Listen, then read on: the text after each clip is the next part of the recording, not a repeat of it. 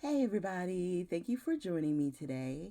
So today's video we are going to be working on another sketch using the Catherine Pooler paper collection that we have been using for a while. If you pause the video here, you can get your measurements and then join me at the table. Feel free to pause, and then when you're ready, come join me. Okay, you guys. So real quick, I just want to show you I have a little bit of peel offs and of course the paper collection I mentioned earlier. And then we have this paper from, I want to say I had gotten it from Nuvo. I've been saying that and I'm going to stick with it. So we're using another one of the sort of like a frosted silver. I know I'm saying frosted, but that's not the word I want to use, but that's the word I got at the moment. And then we're just gonna put a little bit of glue around the edge, and I only do that because on some of these specialty papers, when you put the glue in the middle, sometimes you can see the lines, and I didn't want to have squiggly lines all over, so I figured I would leave it just for the edge.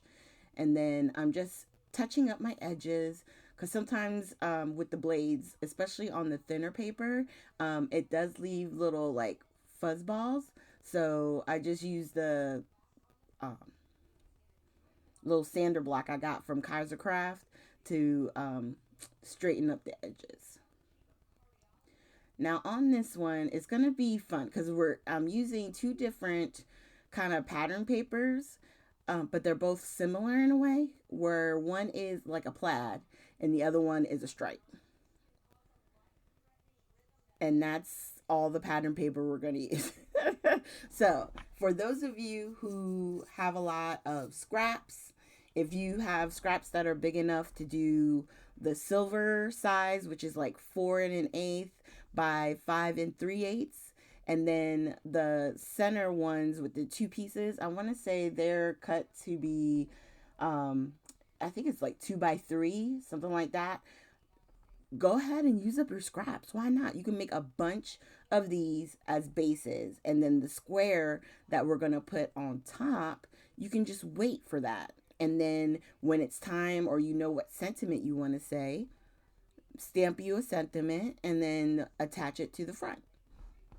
I mean, done, done, done. You know what I mean? Like you can prep cards to have them ready to go as far as like with sentiments already, or you can get them to a point to where you can just add the sentiment later, you know. It all depends on what works best for you, and you know when you're making the cards for people.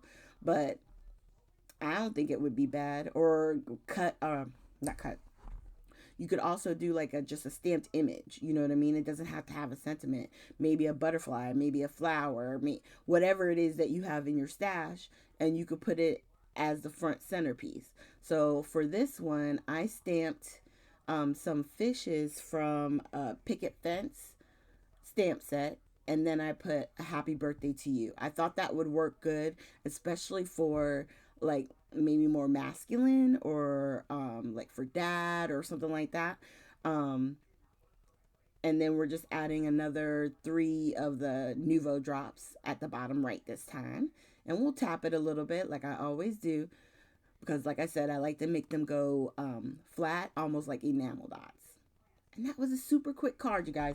The longest part was probably when I stamped the sentiment before starting the video. And I only did that so that this would go a little bit faster. But I mean, I don't think you would be disappointed with this, especially using up your scraps. It's a really good idea. All right, you guys. So thank you so much for joining me today. Today's was super quick. It was a really easy sketch, and you could really mass produce this very fast, okay? But if this is your first time joining, please consider hitting the like, subscribe, and share button. And leave a comment down below. I love reading y'all's comments. And of course, I look forward to seeing you with our next video.